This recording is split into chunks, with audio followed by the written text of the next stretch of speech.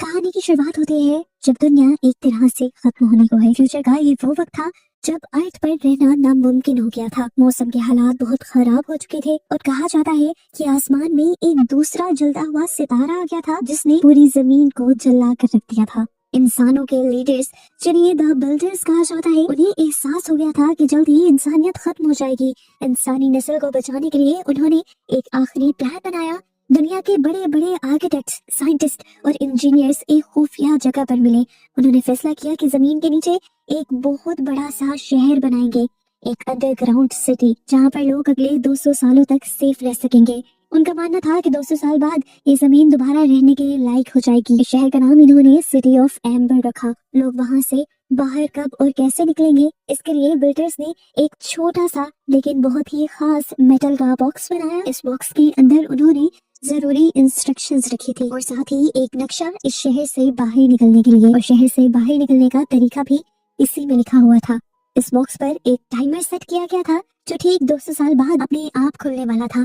Amber की जो पहली मेयर थी, उन्हें ये बॉक्स दिया गया और कहा गया कि इसे संभाल कर रखना है और अपने बाद अपने आने वाले मेयर को देना है। प्लान सिंपल था, ये बॉक्स एक मेयर से दूसरे मेयर तक जाता रहेगा जब तक सही वक्त नहीं आ जाएगा। काफी लंबे अरसे तक तो मेयर अपना ये रिचुअल करते रहे कि नहीं, ये बॉक्स आने वाले मेयर को देते रहे, लेकिन फिर किस्मत को कुछ और ही मंजूर था। जब ये बॉक्स 7वें मेयर तक पहुंचा तो वो अचानक बीमार पड़ गया और इससे पहले कि वो ये बॉक्स दूसरे मेयर को दे पाता, उनकी वहीं पर मौत हो गई। मौत की अफरा तफरी में ये बॉक्स किसी को दिया ही नहीं गया, वो बस एक पुरानी अलमारी में पुराने कपड़े के बीच कहीं खो गया और लोग उसे भूल गए। जो चेन बनी हुई थी वो टूट गई। एम्बर के लोग भूल ही गए कि उन्हें कभी वहां से बाहर भी निकलना था। वक्त गुजरता गया, वो 200 साल पूरे हो गए और अलमारी के अंदर अंधेरे में रखा हुआ बॉक्स अपने आप खुल गया, लेकिन उसे देखने वाला वहाँ कोई नहीं था। अब आज के वक्त में सिटी ऑफ एम्बर के हालात बहुत खराब हो चुके हैं। शहर टूट रहा है। वो बड़ा सा जनरेटर जो पूरे शहर को बिजली और रोशनी देता है, वो अब जवाब दे रहा है। शहर में ब्लैकआउट्स यानी अंधेरा होना बहुत आम बात हो गई है और अब तो यहाँ लंबे लंबे समय तक अंधेरा रहता है।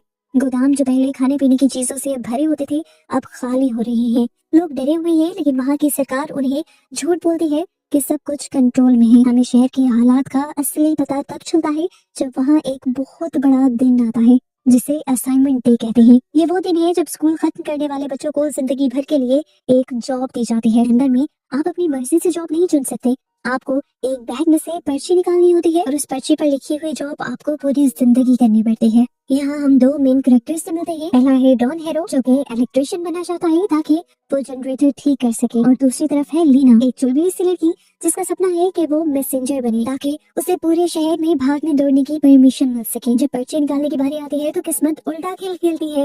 लीना के हाथ में पाइप वर्कर लेबर की जॉब आ जाती है, जिसका मतलब है कि वो शहर के नीचे अंधेरी सुरंगों में काम करेगी। वहीं दूसरी तरफ डॉन को मैसेंजर की जॉब मिलती है और ये दोनों ही अपनी जॉब देखकर बहुत ही ज्यादा उदास हो जाते हैं।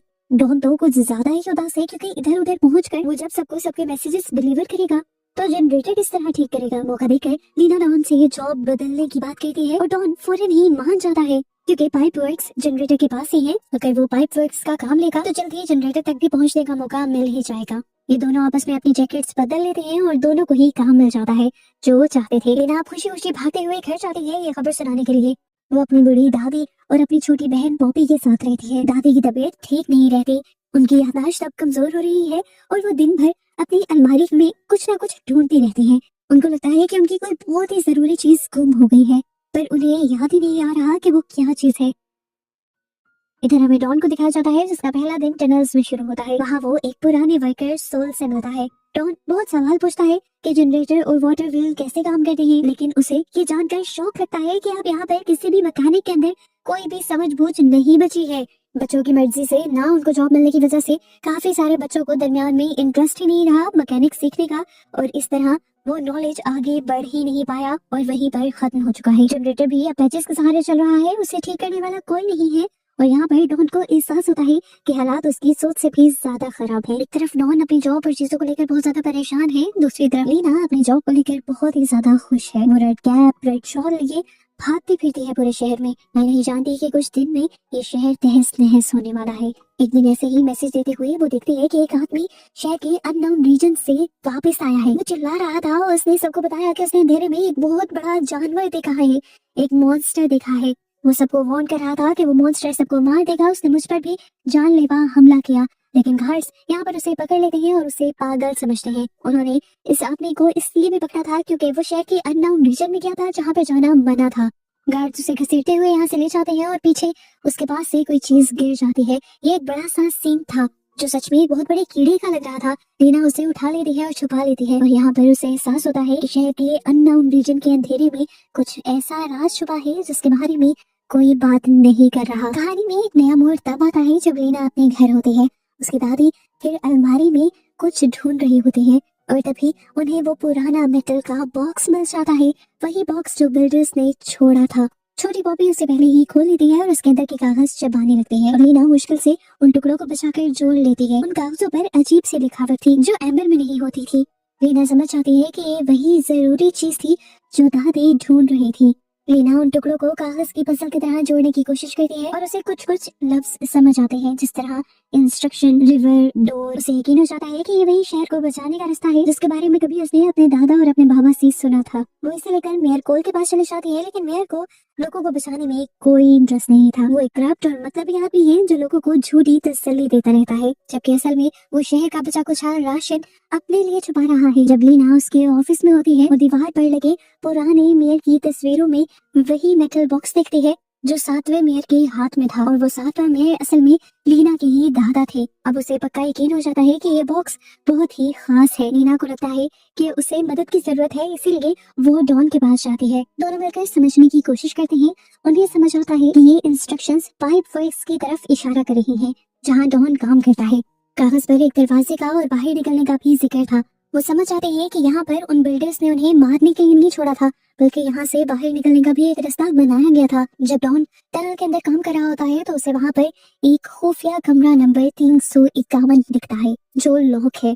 वहाँ उसे एक बड़ा सा जानवर भी दिखाई देता है, एक म्यूटेटेड मोल जैसा कीड़ा, जिसे देखकर वो बहुत ज्यादा डर जाता है और वो कीड़ा भी उसका पीछा करता है। इससे साफ जाहिर हो जाता है कि अब इस बंकर्स के अंदर और रहना ज्यादा खतरनाक हो चुका है। अब यहाँ पर मॉन्स्टर्स पैदा होने लगे हैं। आज एक हुआ है, कल 2 होंगे और फिर हजारों, और ये इंसानों को खत्म कर देंगे। बाद में लीना और डॉन देखते हैं कि जो फूड गार्ड है, जो सारे राशन की रखवाली करता है, वो चुपके से उस कमरे के अंदर जा रहा था। उन्हें लगता है कि लूपर चोरी कर रहा है। जब वो किसी तरह उस कमरे के अंदर घुसते हैं तो वो हैरान रह जाते हैं। ये कमरा उन चीजों से भरा हुआ था जो चीजें कई अरसा पहले बता दी गई थी, ये अब इस बंकर्स में खत्म हो गई हैं।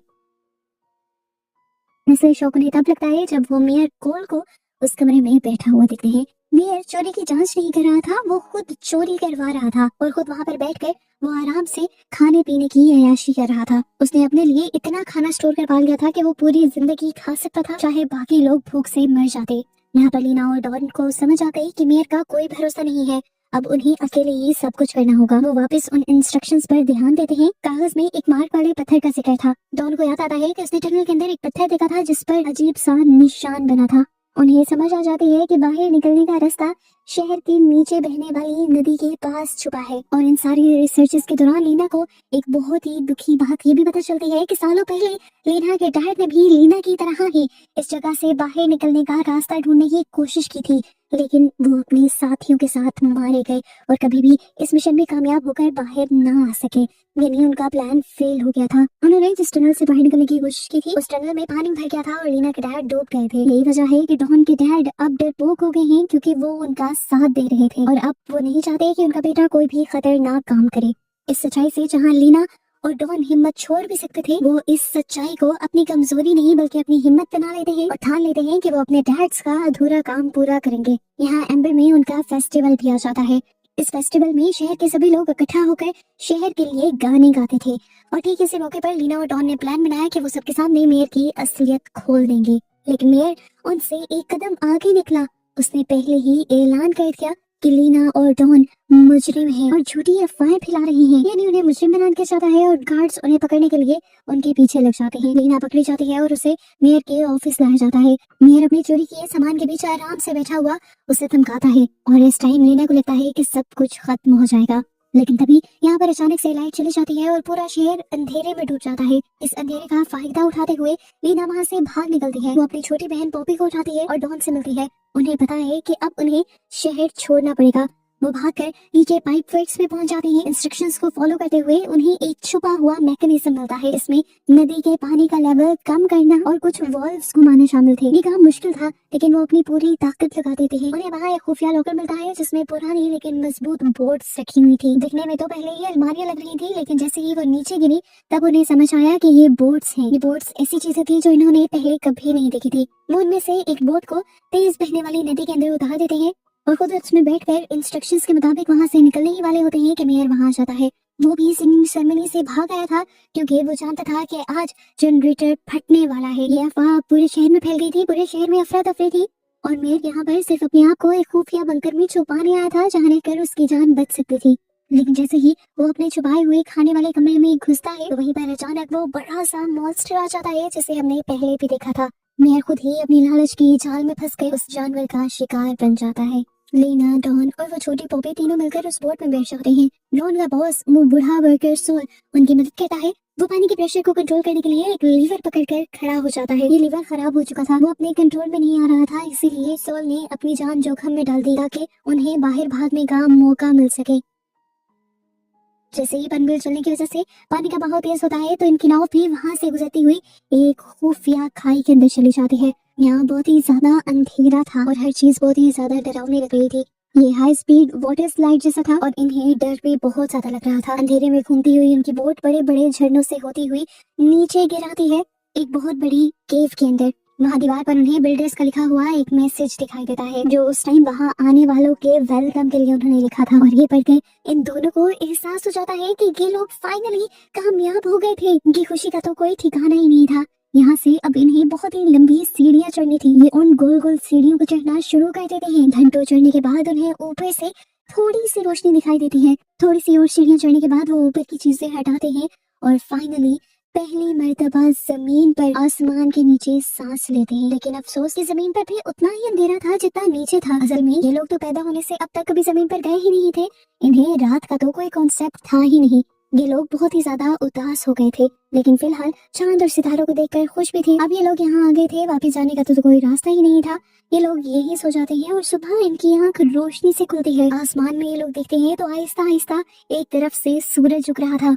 सूरज की रोशनी पड़ते ही यहाँ पर सारे परिंदे उड़ने लग जाते हैं और चहचहाने लग जाते हैं। ये सारा नजारा ये लोग पहली मर्तबा देख रहे थे। हरियाली, परिंदे, ये दुनिया बिल्कुल पहले जैसी हो गई थी। हर चीज को देखकर ये लोग हैरान भी थे और खुश भी। इन चीजों के बारे में कभी इन्होंने बस किताबों में ही पढ़ा था और आज ये लोग उसे देख भी रहे थे। आज दुनिया हरी भरी जिंदा थी। वो जो दूसरा सितारा जमीन के करीब आ गया था वो भी यहाँ से जा चुका था। वो लोग खुशी खुशी जमीन पे घूमने लग जाते हैं और घूमते हुए उन्हें एक गहरा गड्ढा दिखाई देता है जो मोटी ग्लास से ढका हुआ था। जब उन्होंने वहां से नीचे झांका तो उन्हें गहराई में छोटी छोटी लाइट्स दिखाई दी। उन्हें एहसास हुआ कि वो ठीक एम्बर सिटी के ऊपर खड़े हैं। वो अब नीचे लोगों को देख पा रहे थे जो इस टाइम शहर के मेन एरिया में खड़े अपना जश्न मना रहे थे। यहाँ पर डॉन ने एक मैसेज लिखा और सबको बाहर निकलने का रास्ता बताया और ये भी लिखा कि वो बाहर निकल चुका है। और उस मैसेज को उसने पत्थर में लपेट कर नीचे शहर के बीचों बीच फेंक दिया। वो पत्थर जाकर एम्बर शहर की सड़क पर गिरता है और लकीली मिल जाता है डॉन के डैड को जो उस टाइम अपने बेटे को ही ढूंढ रहे थे। उन्होंने जैसे ही इस पत्थर के कागज पर लिखा हुआ मैसेज पढ़ा तो उनके अंदर भी उम्मीद की एक किरण जाग गई। और ऐसे फिर ये कहानी इस उम्मीद, इस यकीन के साथ खत्म होती है कि सच्चाई लोगों तक पहुंच गई है। बुरा मेयर मर गया, राज खुल गया और बाहर आने का रास्ता अब सबके लिए खुल चुका है। लीना, डॉन और बॉबी सूरज की रोशनी में खड़े हैं, ताजा हवा में सांस ले रही हैं, एक नई जिंदगी शुरू करने के लिए तैयार हैं, ये जानते हुए कि जल्द ही एम्बर के बाकी लोग भी उनके साथ होंगे। वो लंबी अंधेरी रात अब आखिर खत्म हो चुकी थी।